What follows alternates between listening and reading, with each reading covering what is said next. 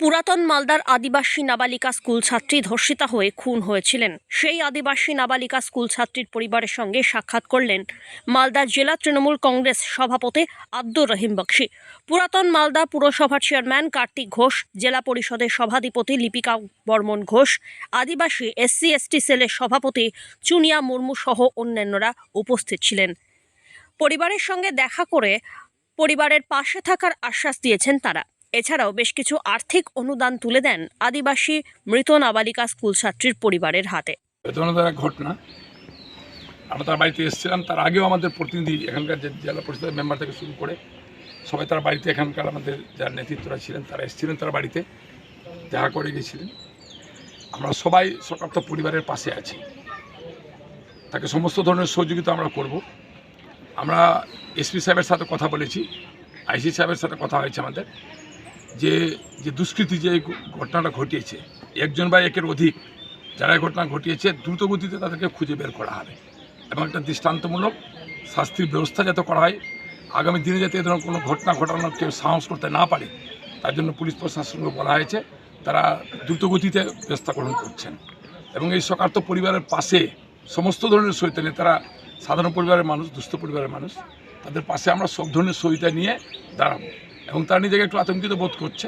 আমরা পুলিশ প্রশাসনকে বলেছি সমস্ত ধরনের নিরাপত্তার ব্যবস্থা যাতে এখানে করা হয়। কালকে MP এসে মুখ্যমন্ত্রীর পদত্যাগ চেয়েছেন, কি বলবেন? কি বলবো আর বলুন তো, লোক মারা গেছে, একটা ছোট বাচ্চা মারা গেছে, নাবালিকা মেয়ে, চোখে জল আসা উচিত, আমাদের বুক কাঁদে, সমস্ত মানুষের বুক কাঁদে। আর এখানে দাঁড়িয়ে একটা ঘৃণ্য রাজনীতি করছে, তাদেরকে প্রশ্ন করা উচিত ছিল। আজকে যদি পশ্চিমবঙ্গে নিয়ে কোনো আলোচনা করা হয় তাহলে উত্তরপ্রদেশ আছে, গুজরাট, আজকে মহারাষ্ট্র যেখানে তারা আছে, মণিপুরে কি ঘটনাটা ঘটলো সবাই দেখেছে, মানে বিশ্বের একটা লজ্জাজনক ঘটনা। সেটাকে তারা ভুলিয়ে দেওয়ার জন্য এই ঘটনাগুলোকে তুলে নিয়ে আসছে। আমরা রাজনীতি করতে চাই না। আমাদের বাড়ির মেয়ের মতো, আমাদের বাড়ির মেয়ে মারা গেছে, মালদার একটা মেয়ে মারা গেছে, মানে আমাদের বাড়ির মেয়ে মারা গেছে, আমাদের মেয়ে মারা গেছে, সেটা কিন্তু আমরা রাজনীতি করতে চাই না। যারা ঘৃণ্য রাজনীতি জড়িয়ে দিচ্ছেন এই মৃত্যুর সাথে, তাদের আমরা ধিক্কার জানাচ্ছি এবং আমরা সমাজবাসীর কাছে আপিল করব, এই ধরনের লোক যারা এখানে এসে মৃত্যুকে নিয়ে রাজনীতি করার চেষ্টা করেন, তাদেরকে সমাজ থেকে বাইরে রাখুন, সমাজে ঢুকতে দেবেন না তাদেরকে। কারণ এটা রাজনীতি করার সময় নেই, রাজনীতি করার জায়গা নেই। রাজনীতির অনেক ময়দান পড়ে আছে, সেখানে আমরা রাজনীতি করবো, রাজনীতির কথা বলবো।